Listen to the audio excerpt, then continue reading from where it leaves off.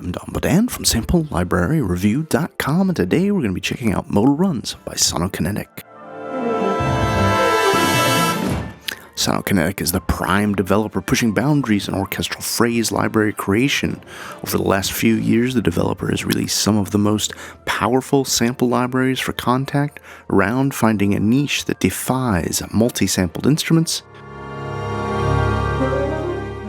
Anyone working with sample libraries knows that realistic runs are hard to produce with multi-sampled instruments. And Modular Runs doesn't just play from major scale root notes, but offers the ability to start and end on any note using any scale.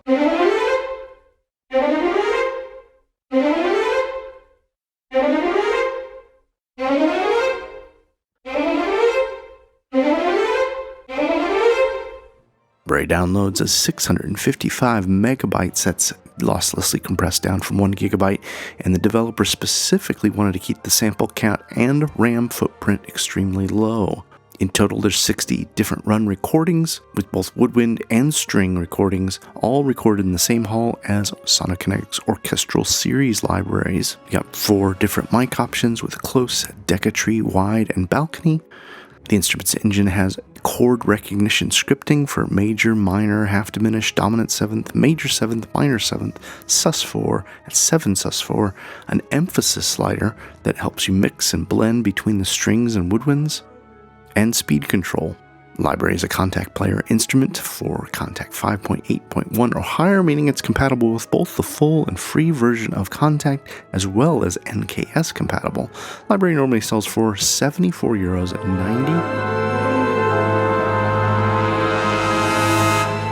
Now, in getting to learn about Modal Runs, I played around for a little while, also using the new updated Da Capo by Sonokinetic. This is now version 2.0. It's a Kontakt player instrument now, and it's same great sound, a little smoother performance, still all the great controls. I just use the default decas for the Sonokinetic Da Capo performances, and then for the runs, I divided it up into woodwind runs, and then a string and woodwind mixture, which you'll kind of hear how I played with those here. I'm just going to go ahead and play the little piece I wrote, and then I'll break it down and go through part by part, and then we'll look into the instrument in more detail.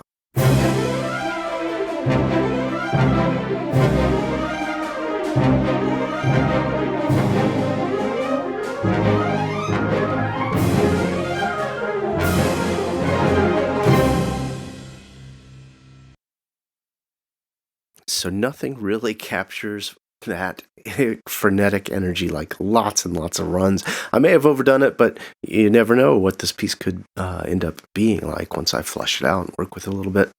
I'm going to go ahead and break it down a little bit. I'm just going to play the Da Capo instruments by themselves so you can hear what I was working with there.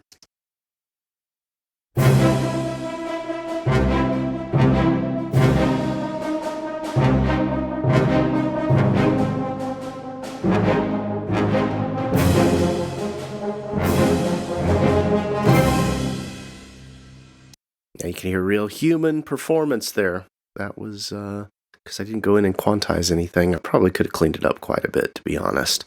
And then when we go in and listen to the modal runs, how they work, I'm going to go ahead and turn my click track on for playback. First, we're going to listen to the bottom instrument that I have here, and this would be the winds and strings together.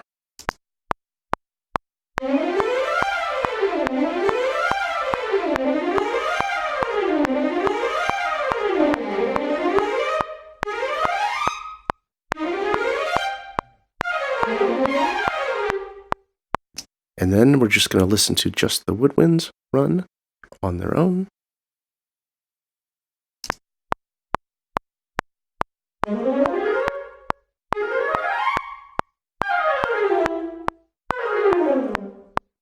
And now we're going to listen to the modal run instruments together and see how they kind of play off each other.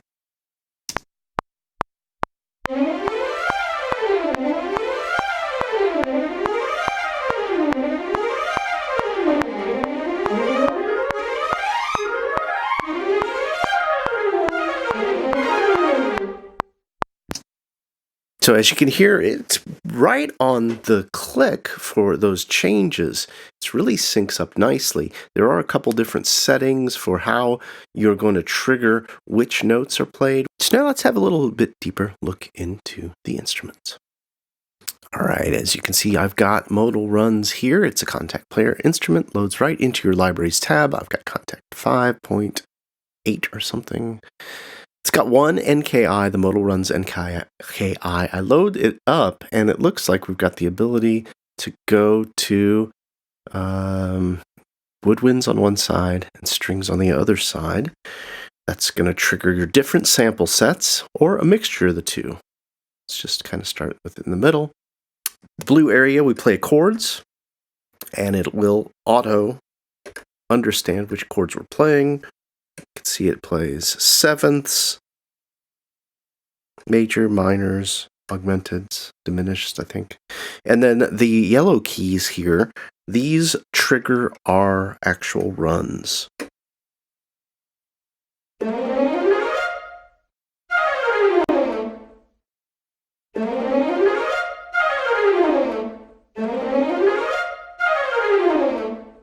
And you can see here, it's actually telling you what you're doing, which is kind of nice. You've got the options there.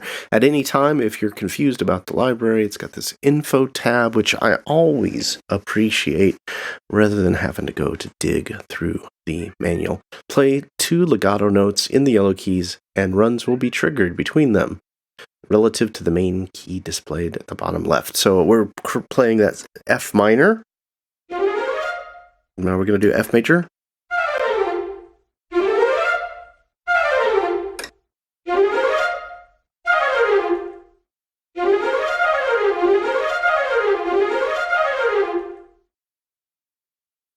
And then it looks like it's keeping track of what we're playing with the history and the ghost notes, which is kind of cool. Slider will let you choose between strings, woodwind, or a mix of both. Let's go ahead and just do all woodwind.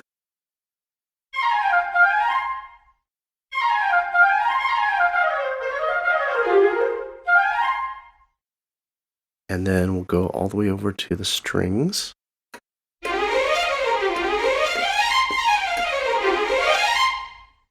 And now the other big controller that we've got is right here. This will let us play triplets synced to your DAW tempo. It will play in the space of a half note, all the run, so it'll try to fit it in to sync up with your half note. Then there's 16th notes, try to sync up the run to fit inside your quarter note, and then septuplets. I'm not sure the best way to really demo this, so I think I'm going to try to write a little piece that maybe I might feature that up front in the video. Let's take a look again at this info page, because there's one thing I want to make sure I understand. In the A-B solution mode, non-scale key notes will stay non-scale. In relative mode, they will be shifted to conform to selected chords. Okay, this makes a lot of sense. So now if we go ahead and click back, it's going to tell us what scale we're playing here, and it's going to tell whether it's going to be playing notes within the scale. Now I'm hitting relative, and you're seeing C to C being played. So this is a C to C run. However, I'm playing C sharp. So now I'm going to go to ABS mode.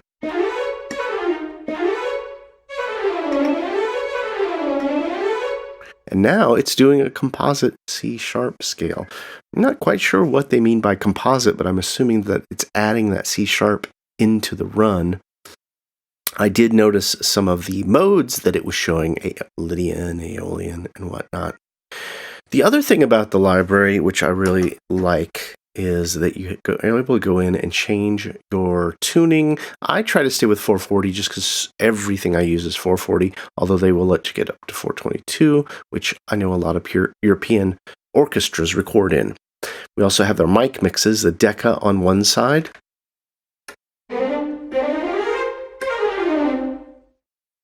And I can set up a wide on the other side.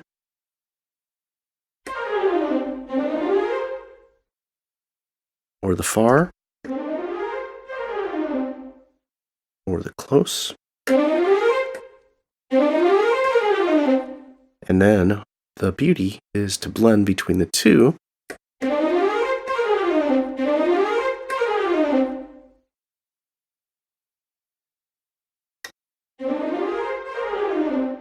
To get just the right sound for your... If you go a little closer, it sounds like a little smaller orchestra. If you go with the Decca, you get a nice lush sound.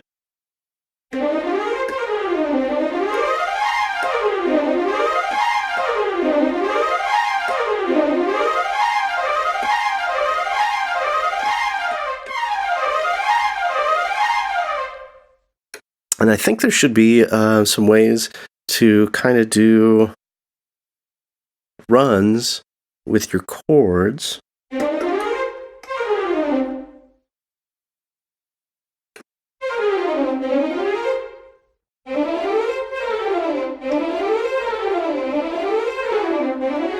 So I'm going to go ahead to relative, and it's going to force my runs into the right notes.